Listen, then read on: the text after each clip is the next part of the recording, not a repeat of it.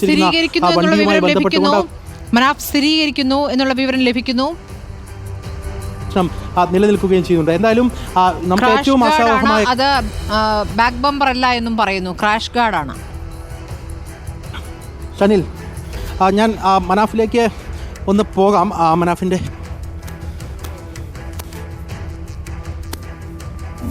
മനാഫ് എന്തെങ്കിലും തരത്തിൽ മനസ്സിലാക്കാൻ പറ്റുന്നുണ്ട്? അങ്ങനെ പറയാം. അത് എന്താന്ന് പറയാനില്ല. ബാക്കി ഇപ്പൊ കിട്ടിയല്ലോ, ബമ്പർ കിട്ടിയില്ലേ ബാക്കത്തെ. ബമ്പറിന്റെ കാര്യത്തിൽ നമുക്ക് ശരിയാണ്. ഓ ബമ്പറാണ് അതിന് പറയാ, ക്രാഷ് ഗാർഡ്. പിറകുവശത്ത് വരുന്ന പൈപ്പ്, അതെ പൈപ്പിന്റെ റൗണ്ട് പൈപ്പ്. അത് നിങ്ങളുടെ ഈ ബോഡിയുടെ ഇന്നർ സൈഡ് ഗ്രീനിഷ് കളറാണോ? ഗ്രീൻ അങ്ങനെയാണോ? അല്ല ഗ്രേ ആണ്. ഏത് ഡാഷ്ബോർഡ് അല്ലേ?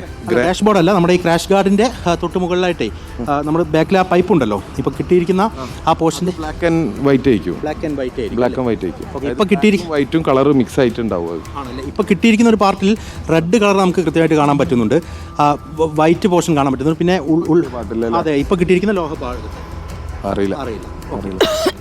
സ്മൃതി, ആ കാര്യത്തിൽ ഈ നേരത്തെ കിട്ടിയിരിക്കുന്നത് ബാക്ക് ബമ്പർ എന്നുള്ളത് അല്ലെങ്കിൽ ക്രാഷ് ഗാർഡ് എന്ന് പറയുന്ന പോർഷൻ എന്ന് പറയുന്നത് കൃത്യമായിട്ട് മനാഫ് സ്ഥിരീകരിക്കുന്നുണ്ട്, അത് അർജുൻ്റെ വാഹനത്തിൻ്റെതാണ് എന്ന് സ്ഥിരീകരിക്കുന്നുണ്ട്. പക്ഷേ ഇപ്പോൾ ലഭിച്ചിരിക്കുന്ന ആ ലോഹഭാഗവുമായി ബന്ധപ്പെട്ടുകൊണ്ട് കൃത്യമായി അദ്ദേഹത്തിന് ഇപ്പോൾ കിട്ടിയിരിക്കുന്ന ലോഹഭാഗവുമായി ബന്ധപ്പെട്ടുകൊണ്ട് അദ്ദേഹത്തിന് കൃത്യമായിട്ട് സ്ഥിരീകരണം നൽകാൻ കഴിയുന്നില്ല എന്നുള്ളതാണ്. മനാഫിന് ആ ഫോട്ടോ ഒന്ന് കാണിച്ചാൽ സാധിക്കുന്നില്ല എന്നുള്ളതാണ് പറയാൻ കഴിയുന്നത്. എന്തായാലും ഒരു കാര്യം വ്യക്തമാണ്, ആ മേഖല കേന്ദ്രീകരിച്ചുകൊണ്ട് കൂടുതൽ പരിശോധനകളിലേക്ക് പോവുകയാണെങ്കിൽ ഒരു ഉത്തരത്തിലേക്ക് വൈകാതെ കടക്കാൻ കഴിയും എന്നുള്ള പ്രതീക്ഷ തന്നെയാണ് ഇവരെല്ലാം വെച്ച് പുലർത്തുന്നത്. അൽസ്ബൈ, നേരത്തെ കിട്ടിയിരിക്കുന്നത് ബമ്പർ പോർഷൻ നമ്മുടേതാണ്, ഏറെക്കുറെ സ്ഥിരീകരിച്ചു അല്ലേ? ഇനിയിപ്പം ആ മേഖല കേന്ദ്രീകരിച്ചുകൊണ്ട് തന്നെ ഒരു പരിശോധനയ്ക്ക് പോയാൽ നമുക്ക് റിസൾട്ട് ഉണ്ടാക്കാൻ പറ്റുന്നു. അതാണ് നമ്മളെ പ്രതീക്ഷ. ഇപ്പോൾ നേരെ നമ്മൾ ഏകദേശം ആ സ്ഥലം തന്നെയാണ് തപ്പുന്നത്, നമുക്ക് പ്രതീക്ഷയുള്ള സ്ഥലം തന്നെയാണത്. അപ്പം നേരത്തെ ആ വള്ളത്തിൽ കിട്ടിയിരിക്കുന്ന കയറിൻ്റെ ഭാഗവും നമ്മുടെ തന്നെയാണല്ലോ അല്ലേ? അതെ അല്ലേ, അത് ഉറപ്പാണ്. അതെ. ഓക്കെ, അൽഫാണ് സംസാരിച്ചത്. അദ്ദേഹം മനാഫിൻ്റെ സഹോദരനാണ്. നമുക്ക് ആ ദൃശ്യങ്ങളിലേക്ക് തന്നെ പോകാം.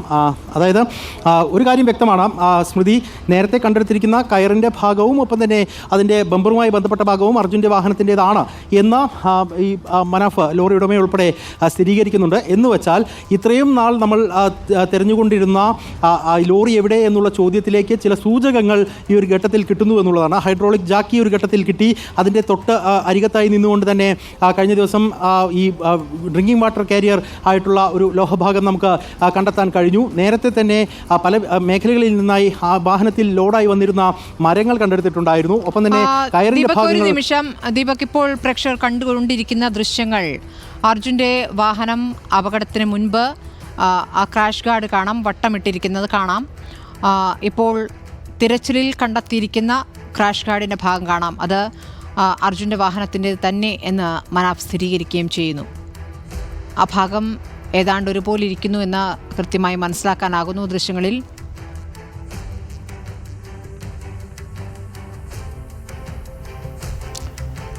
ദീപക്, തുടരാം ദീപക്.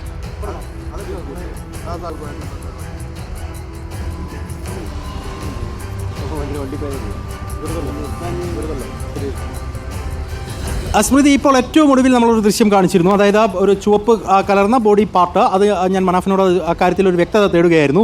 അപ്പോൾ നമ്മൾ സ്റ്റിൽ ക്യാമറയിലുള്ള ഒരു ഇമേജ് കൂടി മനാഫിനെ കാണിച്ചു. അത് ആ വാഹനത്തിൻ്റേതല്ല എന്ന് മനാഫ് സ്ഥിരീകരിക്കുന്നുണ്ട്.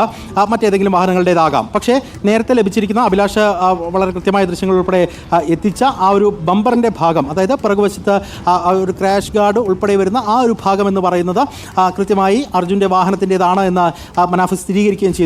എന്ന് വെച്ചാൽ ആ മേഖല കേന്ദ്രീകരിച്ചുകൊണ്ട് തന്നെ ഒരു പക്ഷേ ഈ വാഹനത്തെ പൂർണ്ണമായും എന്ന് കരുതിയാൽ അതിൻ്റെ ഭാഗങ്ങൾ സംബന്ധിച്ച് ഒരു വ്യക്തത വരുത്താൻ കഴിയും എന്നുള്ള പ്രതീക്ഷ തന്നെയാണ് മനാഫ് ഉൾപ്പെടെയുള്ളവർ പങ്കുവയ്ക്കുന്നത്. ഒപ്പം തന്നെ ആ മേഖലയിൽ നിന്ന് കയർ നേരത്തെ നമ്മൾ കണ്ടെടുത്തിരുന്നു, ഹൈഡ്രോളിക് ജാക്കി കണ്ടെടുത്തു, ഒപ്പം തന്നെ ഡ്രിങ്കിങ് വാട്ടർ കാരിയറിൻ്റെ ഭാഗമായിട്ടുള്ള ആ ലോഹഭാഗം കണ്ടെടുത്തു. അങ്ങനെ പല വിധത്തിലുള്ള സൂചനകൾ ലഭിച്ചുകൊണ്ടേയിരിക്കുന്നത് ഈ നേവി നേരത്തെ മാർക്ക് ചെയ്ത സ്ട്രോങ്ങസ്റ്റ് പോയിന്റ് എന്ന് വിലയിരുത്തിയ പോയിന്റ് 1, പോയിന്റ് 2 കേന്ദ്രീകരിച്ചുകൊണ്ട് തന്നെയാണ് എന്നുള്ളതാണ്. അവിടേക്ക് പരിശോധനകൾ നേരത്തെ ഒന്നും എത്തിയിരുന്നില്ല. ഇന്നിപ്പോൾ പരിശോധനകൾ എത്തി. ഏതാണ്ട് ആ പോയിന്റിൻ്റെ ചുറ്റുവട്ടത്തിൽ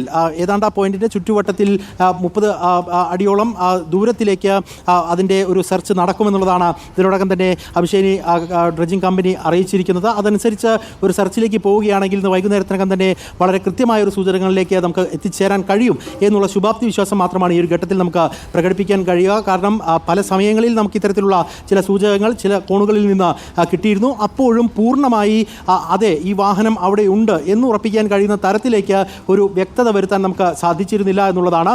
അതുകൊണ്ട് തന്നെ ഇപ്പോൾ ഏറെ പ്രതീക്ഷയോടുകൂടി തന്നെ ഈ ഒരു ദൗത്യം മുന്നോട്ട് പോകുന്നു. ഒരു ഘട്ടത്തിൽ തുടരുക. വീണ്ടും ഈ വാർത്തയിലേക്ക് വരാം.